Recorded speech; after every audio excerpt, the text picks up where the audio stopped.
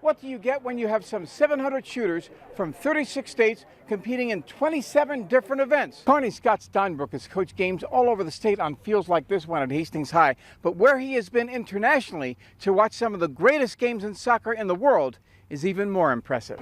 Local 4's Ed Littler was out on a highway with the truckers and had a chance to speak with one of those drivers. Ed, what can you tell us about the conditions out there? Well, Sarah, they are saying the conditions are treacherous, not only here in Nebraska, but in states all out west, all the way to California. Well, this is where this trucker is from, making his way across the country to Illinois. He told me that he saw a number of vehicles along his way off the road and many, many miles behind him. It's been from California mountain area. As we can see, his truck accumulated some snow west of central Nebraska before making its way here to Wood River, so it's certainly not nice out there at all. So, Sarah, we get it from someone, this fella named Mark, and someone who has driven in hazardous conditions before. So the word is caution. If you don't have to be out there, simply do not drive and stay home. Sarah? All right, thank you, Ed. Ed Littler had the chance to be among some happy people today. Ed, how was the mood out there today? It was just fabulous, Chase. Smiles all around because of the weather and because of the Kool-Aid, which seems to add more and more flavors each year that we have the celebration here in Hastings where Kool-Aid was founded. It is the 20th annual celebration in Hastings, as you say, and the community came out in droves at Central Community College. Of course, the celebration left downtown several years ago. The youngsters had the opportunity to be in drinking contests. Whomever could drink their cup of Kool-Aid the fastest had a chance to come back and do it again later. Now, there were people young and old out there to watch and cheer on those youngsters. And of course, they couldn't help but to have fun today. No question about that.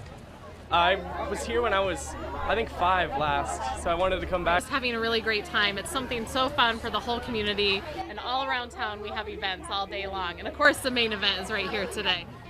And being right there today, Chase, is simply an honor and a privilege to be at the annual Kool-Aid Days. Well, Chase, that's the story from Central Community College for Kool-Aid Days. The weekend celebration wraps up tomorrow at Lake Hastings. For now, let's send it back to you. Ed Littler is standing by live with more. Hey, Ed. Well, Spencer, yes, out here at the Nebraska State Fair, and as they say, the excitement is in the air at the Nebraska State Fair. As we know, gates opened at 9 o'clock this morning, and there's been a steady stream of people coming through those gates ever since that time. Now, this is the 8th year of the State Fair in Grand Island, and of course, last year, the attendance reached the 2 million mark, and that was just incredible. Over 330,000 attended the State Fair last year. Now, the rides on the Midway are about to fire up, and they'll just be very, very exciting as we go through the night. And there are many animals here, as we know, every year. The Clydesdale horses are back to put on a show, and there's also a bit of a petting zoo here at the State Fair, and some young goats are out there for the folks to enjoy. And we met one young mother whose young daughter really had a good time enjoying being around those goats. And let's hear from that person now as one of many happy individuals here at the Nebraska State Fair. We got here before noon, so it was free, but I easily would have paid to come and just watch her have this. She's enjoying it a lot. The animals are her favorite. We've kind of wandered about everything, and the animals, the goats especially, have made her day.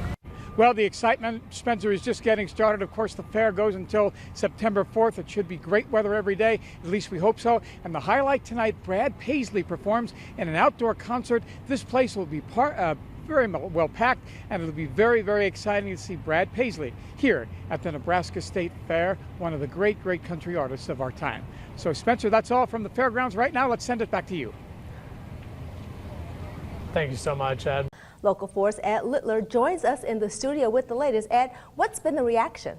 Well, hello, Danielle. It's been a tremendous reaction from the folks we talked to. Scott is indeed coming back to Nebraska to coach the Huskers. This comes after his UCF Knights finished a 12-0 season with a 62-55 overtime win over Memphis in the American Athletic Conference title game in Orlando. Now, many remember Scott's days as quarterback for the Wood River Eagles when he played for his father, Larry Frost, and his mother, Carol, also an assistant coach on that team, as well as the track coach. Scott's national title days were spent with the Huskers after transferring from Stanford, and of course, he is from the streets of Wood River, and we hit the streets of Wood River to get the thoughts of the viewers about Scott Frost coming back home to be the next Husker coach.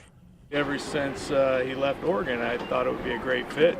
He's proved himself down in Florida, and seems to be a dang good coach. Well, I watched him play. I got his autograph once, but I watched him play when he won the national championships. Say what he did in Oregon and then going to Central Florida, he's done pretty good in his coaching career.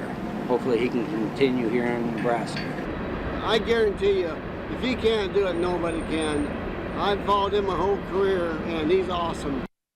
That is just some of our viewer reaction from the town of Wood River about Scott beginning as coach of the Huskers. He'll officially be announced tomorrow at Memorial Stadium at noon, and we'll have the full report tomorrow night as Local 4's Justin Beagle will be on hand for that press conference at noon tomorrow, naming Scott Frost the new Husker coach at Memorial Stadium. Danielle? Great, thanks, Ed.